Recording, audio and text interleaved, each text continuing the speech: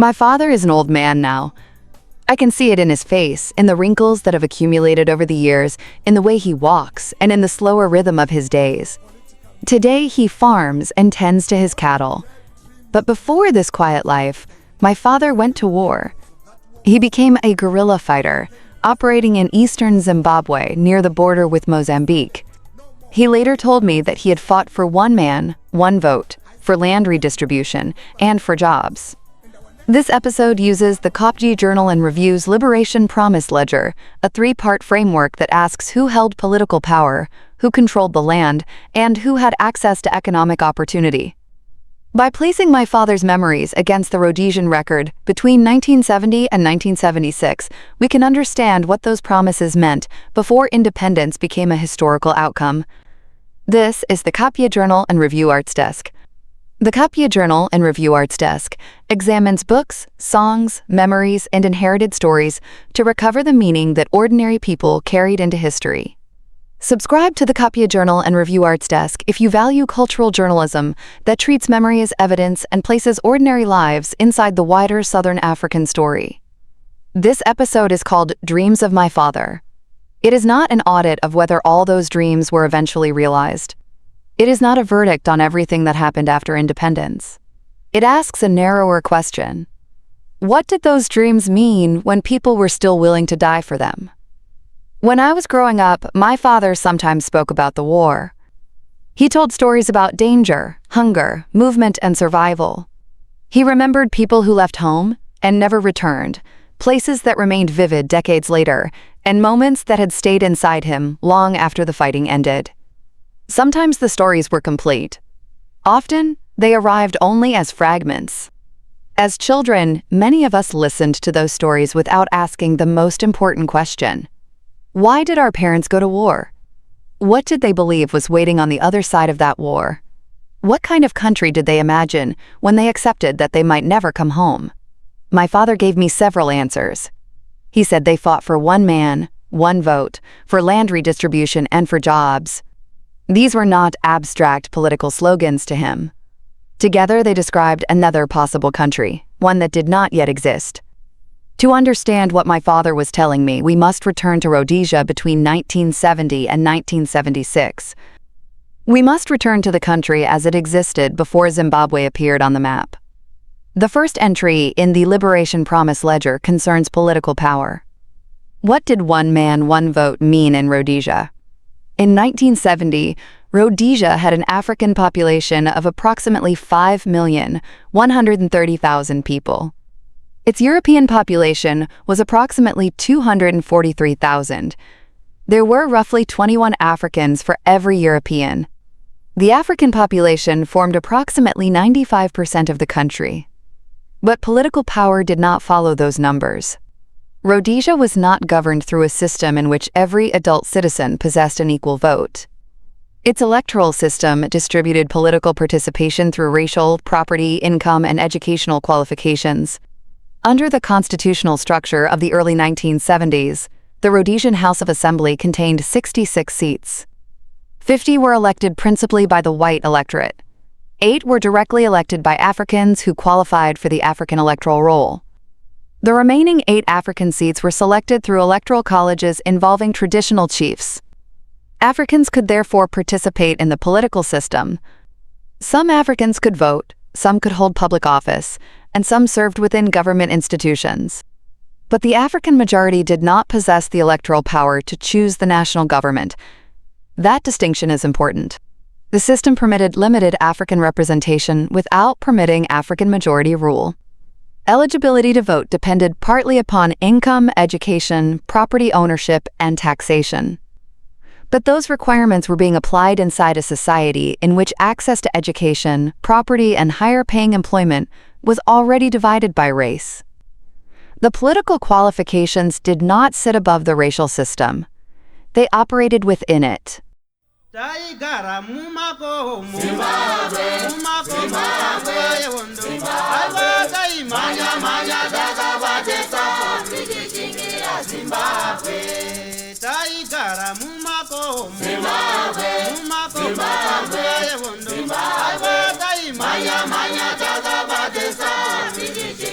Zimbabwe, vakomana vasikana Zimbabwe, magorila makomo Zimbabwe, manya manya dzakabatesa zikichingira Zimbabwe, vakomana vasikana Zimbabwe, magorila makomo Zimbabwe, manya manya.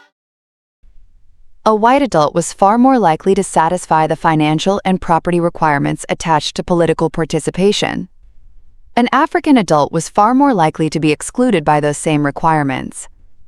Political power was presented as something Africans would gradually earn through economic and educational advancement.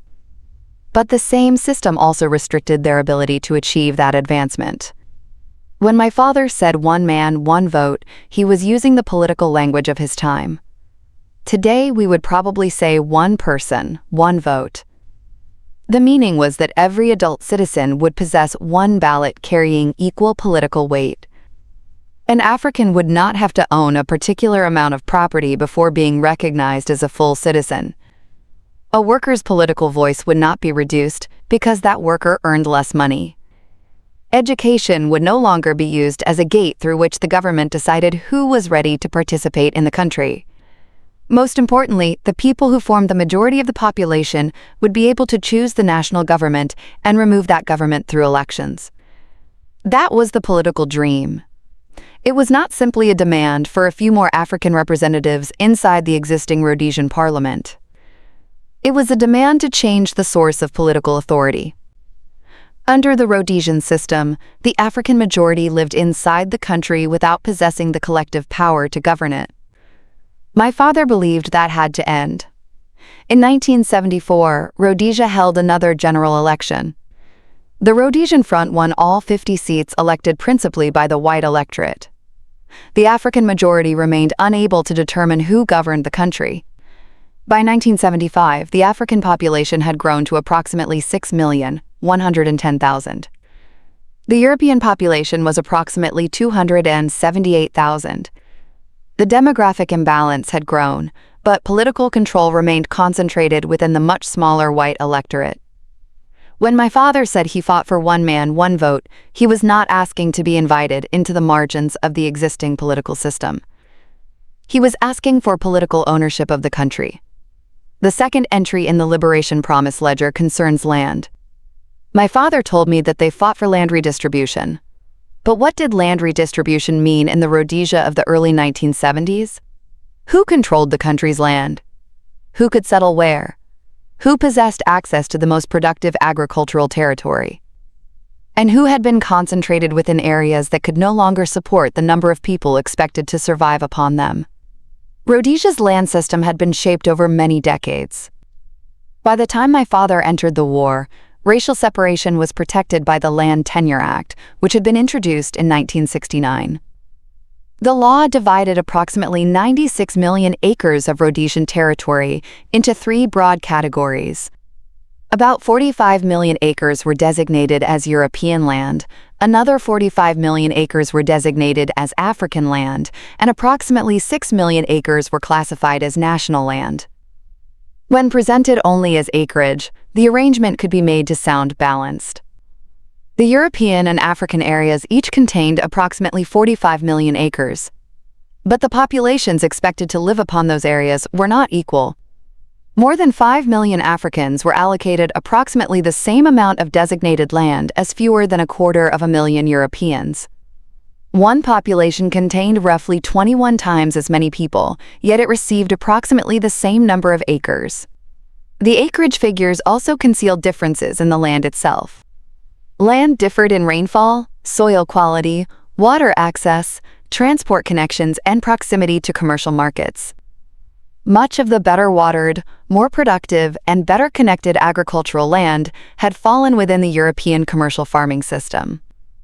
Many African communities were concentrated within crowded tribal trust lands. Some of those areas received less reliable rainfall. Some contained poorer soils. Some carried more people and livestock than the land could sustainably support. The result was growing pressure upon grazing, water, soil, and families, attempting to divide limited land among the next generation. The racial division also restricted where people could purchase, occupy, and develop property. An African could not simply decide to purchase a farm inside an area legally designated for European ownership and occupation. The national map itself had been divided by race. This did not mean that every white Rhodesian personally owned a large commercial farm. Many white Rhodesians lived in towns, and many owned little or no agricultural property.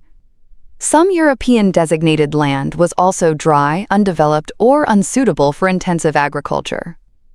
But the overall legal structure reserved vast areas of the country for a small racial minority, while directing the African majority into a separate and increasingly pressured land system. It also provided European commercial agriculture with privileged access to much of the country's more productive farming territory. For a rural African family, land was not merely a financial asset. Land provided food, grazing, shelter, and inheritance. It created continuity between one generation and the next. It was the place where the living remained connected to those who had died. Land carried livelihood, memory, and belonging. When my father said he fought for land redistribution, he was not necessarily describing a complete agricultural policy. He did not speak to me about compensation formulas, farm sizes, bank financing, irrigation systems, or agricultural extension services. Many ordinary fighters probably did not carry detailed post-war land programs into the bush. Their dream was more fundamental. They believed the racial map of the country had to disappear. A person's race could no longer determine where that person was permitted to live, farm, or purchase land. The people who formed the overwhelming majority of the population had to possess a meaningful share of the country's productive territory. Land had to become part of full African citizenship. That was the second dream. The third entry in the Liberation Promise Ledger concerns economic opportunity. My father said they fought for jobs. Rhodesia did produce employment. It had farms, mines, factories, railways, shops, hospitals, schools, and government departments. Africans worked throughout that economy. African labor helped sustain commercial agriculture, mining, manufacturing, construction, transport, and domestic service. The question was never whether Africans worked. They worked across the country. The question was what kind of work was available to them, how much they were paid, what training they could obtain, and how far they were permitted to advance. The Rhodesian labor market was deeply unequal. Many African workers were concentrated within low-paid agricultural, domestic, mining, and manual occupations. White workers were much more likely to occupy skilled, supervisory, administrative, technical, and professional positions. The economy did not divide workers only according to ability, qualifications, or experience. Race influenced who was expected to perform particular categories of work. In some sectors, a skilled position could remain vacant while an employer searched for a white worker. An African might possess the education and ability required to perform that job, but the position could still be understood as white work. This produced a profound contradiction. Rhodesia could have educated African school leavers struggling to find suitable employment, while the country recruited white immigrants from Britain, South Africa, and elsewhere to fill skilled positions. The African worker was told that opportunity was limited. The newly arrived white immigrant could be treated as part of the solution to Rhodesia's manpower shortage. It is difficult to produce one perfectly comparable black and white unemployment rate for Rhodesia during this period. African workers frequently moved between subsistence farming, seasonal employment, casual labor, and the formal wage economy. Underemployment was widespread, but difficult to measure. Official definitions could also treat an African as effectively employed, because some low-paid agricultural work was theoretically available somewhere in the economy. Even with those limitations, the historical evidence reveals a widening African employment problem. One contemporary estimate suggested that the proportion of the black labor force not absorbed into formal employment increased from approximately 20% in 1970 to approximately 28% in 1973. To a political matter. Only in dead dreams will we talk to him again. See echoes of that warm smile again and again whisper, brother. Gone, silent, no more. It happens to so many, you know. I see the wind wielding lethal weapons, and our necks have no feet to run away. Brother, we too await our turn in the scowling darkness of our bitter times. Sentence of death never pronounced in court. All dreams now broken. Heavens above, please forbid. The well of our tears has since gone dry. The tongues have since withdrawn like porcupine who shouted, crush my body, then chop my neck. Darkness now guards the very entrance we thought safe. The jaws of crocodiles await here all the time, and hope sneaks away when such great sons must simply depart this way. I do not see light at the end of the tunnel. I see a black mummy with its tongue sticking out, almost ready to lick my face. That analysis estimated that the number of unemployed black workers increased by approximately 71,000 during those 3 years. This was not exactly the same as a modern unemployment rate. It measured a broader gap between the expanding African labor force and the number of formal positions available. But it demonstrated the direction of the crisis. More young Africans were leaving school and searching for wage-paying work. The formal economy was not creating enough suitable positions to absorb them. Racial barriers also prevented many African workers from entering skilled occupations for which they might otherwise have qualified. White unemployment followed a different pattern. White workers could lose their jobs. Economic sanctions, business closures, and recessions could affect the European population. But white unemployment during this period was generally described as low, temporary, or negligible. The larger policy concern was often a shortage of skilled white workers. Rhodesia needed technicians, managers, professionals, and artisans. Instead of opening those occupations fully to Africans, the system frequently attempted to solve the shortage through additional white immigration. Black unemployment could therefore grow, while a shortage of white workers continued. That was the contradiction. The two populations were not competing inside one equal labor market. They occupied different positions within a racial employment structure. The wage system revealed another dimension of that inequality. In 1972, the average annual cash earnings of African agricultural workers were approximately 135 Rhodesian dollars. That amounted to a little more than 11 Rhodesian dollars per month. Almost 3/4 of African agricultural workers reportedly received a cash wage of less than 10 Rhodesian dollars per month. Some workers also received food, accommodation, or other forms of non-cash support. But the cash earnings still reveal the economic position occupied by a large section of the African workforce. They were essential to commercial production, yet they remained near the bottom of the economy that depended upon their labor. When my father said they fought for jobs, he was not simply asking for a larger number of vacancies. He was asking for access to training, skilled occupations, promotion, and wages that could support a household. He was asking for a future in which an African child could become a manager, engineer, doctor, technician, administrator, or business owner without first confronting a racial ceiling. Jobs represented income, but they also represented status, mobility, dignity, and the possibility that one's children could live differently. That was the third dream. The vote, the land, and the job formed one connected promise. The vote raised the question of who governed the country. Land raised the question of who possessed the country. Employment raised the question of who benefited from its economy. In Rhodesia between 1970 and 1976, those demands challenged the foundations of the state. By the middle of the 1970s, the contradictions were becoming increasingly difficult to contain. The African population continued to grow. More young people entered the labor market. The demand for majority rule remained blocked. The racial geography of land remained protected. The Liberation War intensified. Mozambique became independent in 1975. That changed the strategic environment along Rhodesia's eastern border. Liberation fighters could now operate through a neighboring country governed by a movement that had itself fought a war against colonial rule. By 1976, the conflict had expanded significantly. For the young men and women entering the war, ideas about votes, land, and jobs were no longer subjects discussed only in speeches or political meetings. They became reasons to accept hunger, separation, fear, and the possibility of death.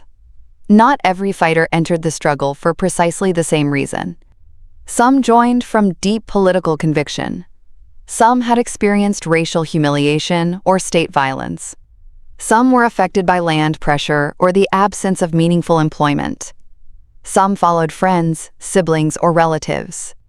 Some joined because the conflict had entered their communities, and civilian life was becoming increasingly dangerous. Others may have entered under pressure or through circumstances they did not fully control. The liberation generation was not one person with a single biography. My father cannot speak for every fighter, but the dreams he described were not his alone. One man, one vote, land redistribution, and jobs appeared repeatedly within the political language of the liberation struggle because they described the structures that organized Rhodesian life. They asked who possessed the vote, who possessed the land, and who possessed access to the better paid work. My father's dreams were personal and national at the same time. He wanted a vote because he wanted to become a full political citizen. He wanted land redistribution because he believed Africans should possess a meaningful claim to the country in which they formed the majority. He wanted jobs because political freedom without economic opportunity would remain incomplete. He was imagining a country governed by its people, a country in which land ownership was no longer organized by race, and a country in which an African child's future was not decided before that child entered the classroom. The fighters may not all have carried detailed plans for the country that would follow. They may not have agreed upon every policy. But they understood enough about the country around them. They understood that it could not remain as it was. This episode does not ask whether independent Zimbabwe fulfilled every promise of the liberation struggle. It does not ask whether every policy introduced after independence was correct. It does not judge the dreams through the disappointments, conflicts, or failures that came later. Those are different inquiries. Dreams should first be understood in the tense in which they were dreamed. Before independence became a government, it was an expectation. Before it became a flag, it was an idea. Before it became a date in a history book, it existed inside young people who had no guarantee that they would live to see it. My father is an old man now. He farms and tends to his cattle. When I look at him today, I sometimes wonder what it means for one person to carry so much history into such an ordinary life. The young fighter had imagined a new country. The old man wakes up, works the land, checks his cattle, and continues with the business of living. Perhaps that quiet routine became its own kind of peace. Perhaps the ability to grow old, to return to the land, to raise children, and to become a father was part of the future for which the young fighter had accepted the possibility of death. The farm does not tell us whether history delivered every promise he carried into the war. His cattle cannot answer whether the country became exactly what he imagined. But the ordinary life before me reveals something else. He survived long enough to become an old man. He survived long enough for his children to inherit a country he had once known only as a dream.